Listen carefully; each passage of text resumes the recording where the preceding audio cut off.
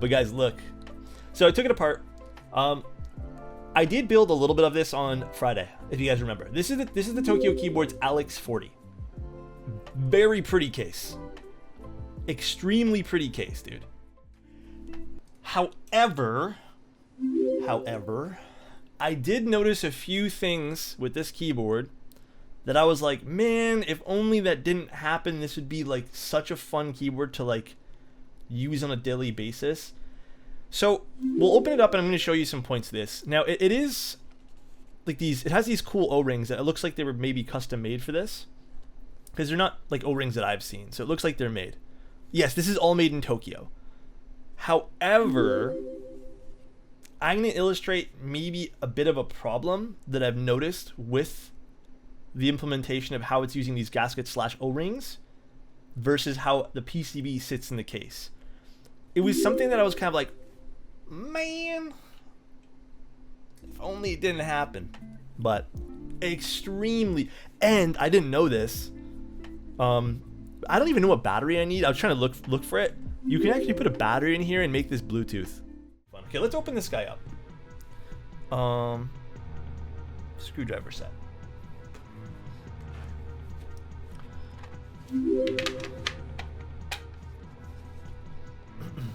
Yeah, it was really fun. It was really fun, dude. Let us grab. Oh god, here it is.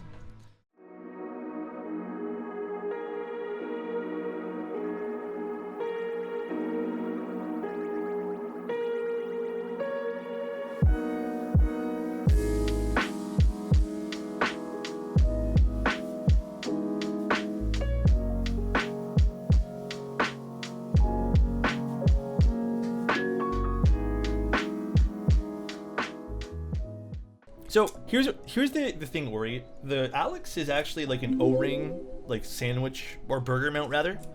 However, I'm gonna illustrate a problem I've kind of noticed with it. And it's unfortunate because like you can hear it, and I don't know if this is obviously limited to just mine. Okay, really quick. This is mounted on these like gasket points here. However, because this is so tight, like look at the tolerance here. There's really no gap here. You can actually hear it rub against the acrylic or the polycarbonate.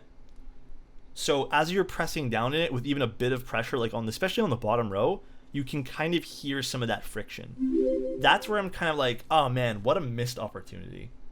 I feel like if there was even just a small, tiny bit of gap between the edge and the actual PCB, that would have been completely eliminated, you know?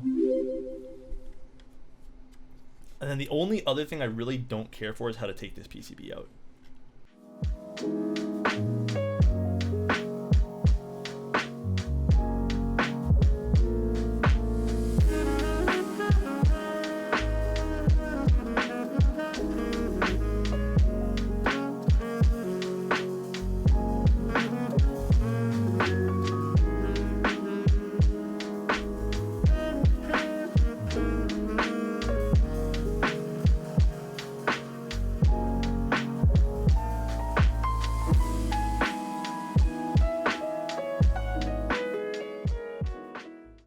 All right, let's put in our switches.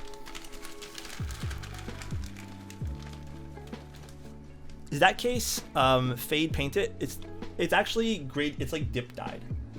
So they dip it in the dye, I believe, and then they go from there. So we're putting H1s in this. I can't stop looking at the gradient sunset design of the Alix's case. Dude, it's beautiful. So we're also supporting our hot swap sockets by holding them down on one side. The reason I'm doing that is there's no plate on this. So I'm just making sure that we get these nicely, firmly put in. I was a little wary, I guess, about this, but you know.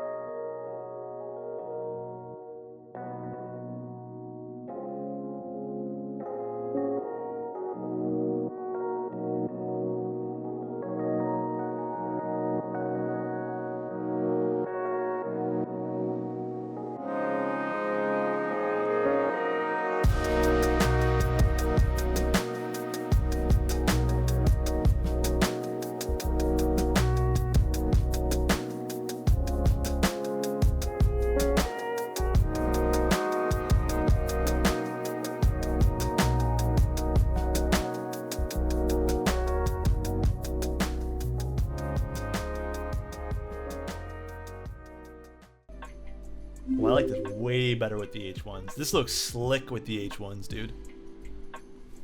Wow.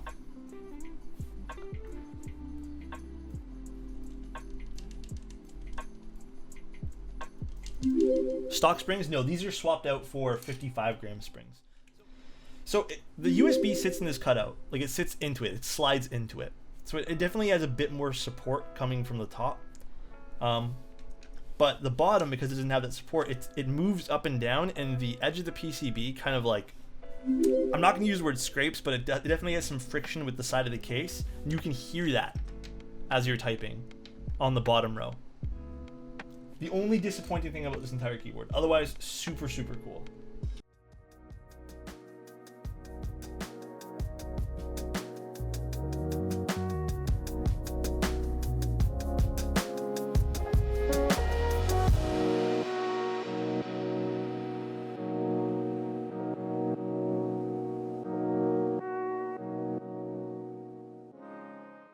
I'm gonna talk about this for a sec. I think a lot of the times too, I don't want anyone, dude, my hair is actually not that nice today. I don't know what you guys are talking about. My hair is like literally a fluff ball because I woke up and started stream.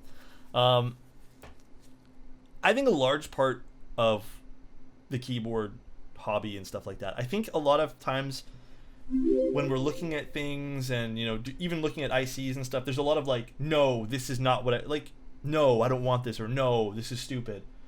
But I think a lot of people, I know you guys primarily don't do this. And Blue, thank you so much for your Prime, dude. I appreciate it. Wow. I think it's a-okay to participate in things. Like, I don't see why it wouldn't be okay, you know? And what I mean by that is, the more people that participate, the more chance of innovation to happen, and you don't know like what comes out of people participating. Again, it could be just something that doesn't work, or something that, you know, is fundamentally flawed. But why would anyone, and I think this is like a larger conversation, like why would we stop people from participating? Even if it's something that you or me doesn't want, I think stopping participation or essentially gatekeeping is the worst thing that could happen and completely annihilates, like I'm talking like kills creativity. So I hope to never see that happen. Where people are basically saying like, no, we can't have this because this goes against our norm. That would be absolutely ridiculous. So hopefully that never does happen. So Alex looking sharp, thanks guys. But yeah, pretty important to me, I guess. That's an important thing.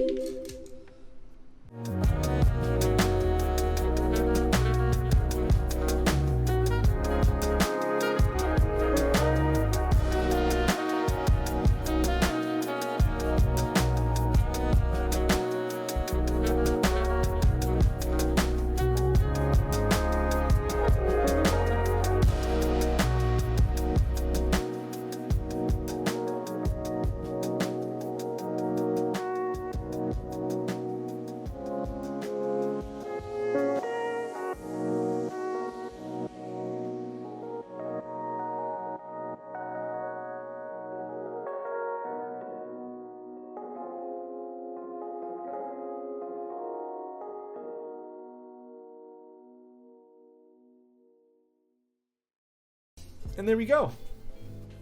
What do we think, guys?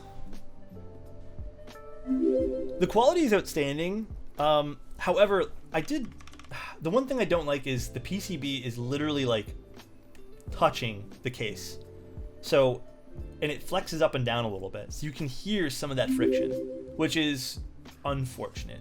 I also thought taking this apart was absolutely very difficult to do. Why is escape there? Because that's the layout of the keyboard. You can always change it up too, guys. It's VIA compatible. I thought taking this apart was a little bit tough as well. I didn't like the fact that you had to slide it back and really pull at things. But yeah, it's definitely tough. But yeah, here we go. Here's the board. Let's move this out of the way for now. Dude, I think you're getting rated right now. Am I getting rated, Alex? Thank you. Appreciate it. And thank you again, Keyboard Girl, for rating. Here, I'll give you guys a little sound test. I was thinking that, but I also want to pick up a second PCB, so I'm going to ask him for a second PCB.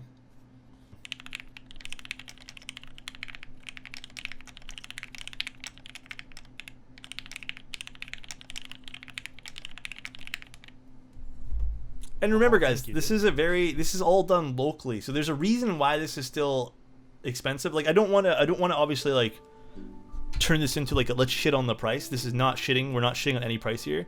This was done by local craftsmen within Tokyo. Everything except for the PCB was all done by local craftsmen within Tokyo. Actually, on the packaging itself here, which I kept on the side, you can even see who's. It's a very limited board, and you can see who's actually done what. So it's very, very, very cool. And with everything too, like there's a price with doing things locally. There's always gonna be a price for doing things like in small batches and locally, you know. And again, with everything that we look at on any type of stream on any day of the week, there is a lot of care that went into this and a lot of other projects. So yes, while we can look at price points from a value standpoint, is this, for me, is like the value worth $600 for what you're getting? Yeah, I think it's I think this is more of a piece of art for me. This is definitely something I'd love to use on a daily basis. It would take me some getting used to. For me, yes. There's been other cases where I've said no, right? Like, I don't think the limited edition mode was worth 600 and whatever dollars that was. I think it was better priced at its group buy price. You know, value wasn't there for me. But there's also like the whole aspect of what you're willing to pay. But again, objectively, for what you're getting here, is this, you know, worth your money? Maybe not to a lot of people, because this is a smaller board. But I think it's important to look at it that way too, without having to just to go in and just like crap on prices and stuff. But there's always stuff that's at much better values that we celebrate. For example, the Iki68 Aurora was at such an amazing price point for what you got, and we can celebrate that for sure. But there's always going to be like those more boutique things that you get, something like this too, right? Where it's done in a very certain manner. I had to jump all over the Aurora, you already know, yeah. And you get 50% ortho boards. That I'm not too sure of. I actually don't follow too many like 40s or 50% at all. I think we're going to use this for the rest of the stream though. I was actually practicing how to type on this. However, again, I'm just not a fan of the way the bottom row sounds. I'm going to talk to Tokyo Keyboards. I'm going to see if I can get into the PCB. I'm going to sand it all down to give it some room, play around with it, maybe mod it a bit, and then go back to it. Because you guys know I love tinkering with keyboards. So very pretty board though. I have to give it to the guys at Tokyo KB. They really nailed it with how cool this thing looks. So super, super dope.